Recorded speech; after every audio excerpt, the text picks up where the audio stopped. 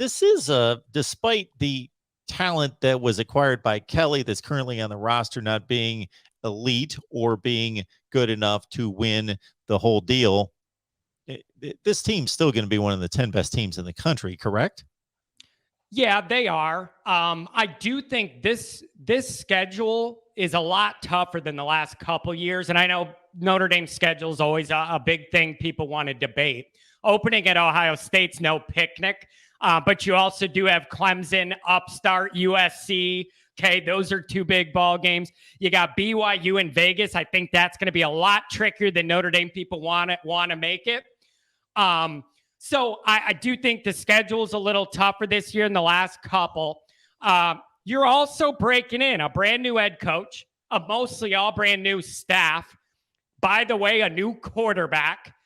We have about 3 wide receivers on the roster that are going to be able to play.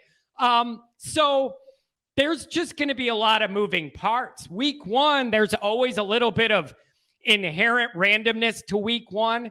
Who sleepwalks into it, who comes out ready to go, sloppiness. You don't know what's going to happen. But it's a tough assignment week 1 at the Horseshoe. So there's no see how it goes against Central Michigan and then we'll move on. No.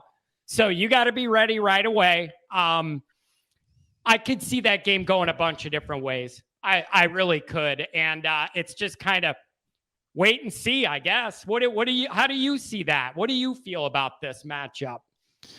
Well, I think it's going to be a better game than certainly the Ohio State contingent. So we hear from I know that all sorts of fan bases drop in on your channel as well, but obviously there's a concentration on Notre Dame fans versus I'm hearing from everybody. Here's the basic breakdown of the Notre Dame fan, the Ohio State fan, and everybody else. The Notre Dame fan is basically optimistic to say, we don't expect to win, but we think we can win. Certainly think we can go in there and win the game. Shoot, we're only 9 months removed from Oregon going in as a 15-point underdog and winning in Columbus. So we can do it, but we should be able to go in there and compete. We expect to compete. We probably will lose, but we expect to stay within a touchdown to 10 points and it to be a really good game. The Ohio State fans are generally just off the rails, throwing out 56-17 scores and stuff like that. And then you've got your average college football fan, at least the ones that comment to my channel, that seem to be in that, Ohio State wins this game by a couple touchdowns. Yeah. And I think, I mean, I get it. I understand why the Ohio State people are excited. I mean, that offense is explosive and loaded, and all it takes is one play and they're behind you. I get all that. But like you referenced, it's not like this is Marcus Freeman taking over a program that just got burned to the ground and is rebuilding a culture and having to establish stuff. Like I'm not saying that the talent was terrible under Kelly. It just wasn't elite of elite.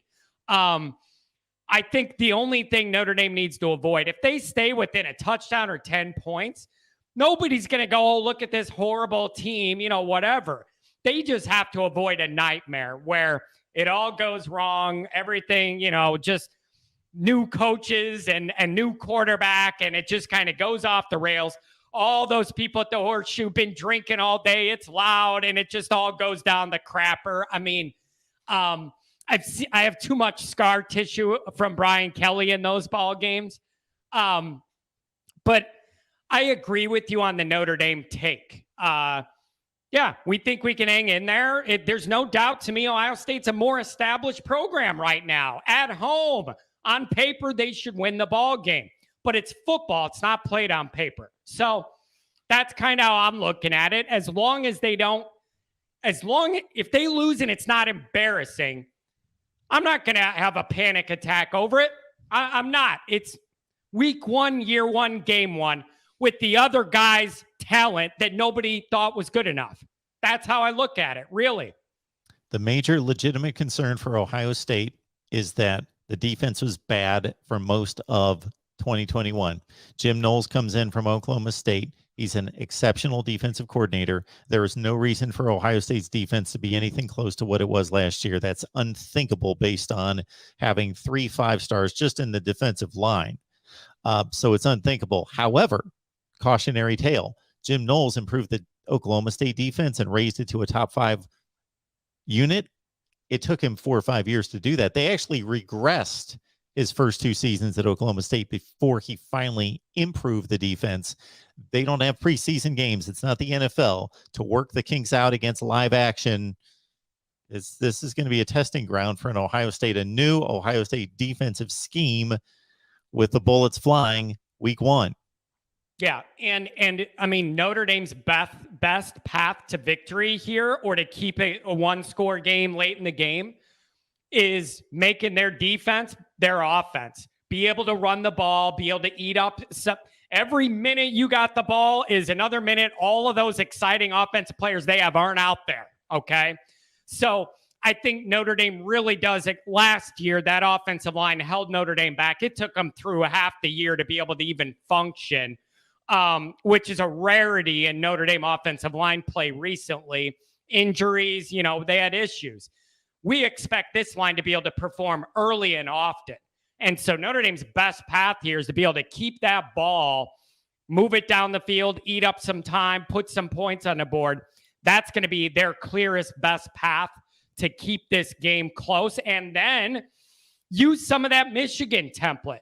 Hutchinson went crazy pressuring that quarterback, and they weren't able to use all those great wide receivers to win that ball game. So run the ball, eat up some time, and then defensively, Notre Dame's got a really strong defense and defensive line. We expect to disrupt. That's your recipe.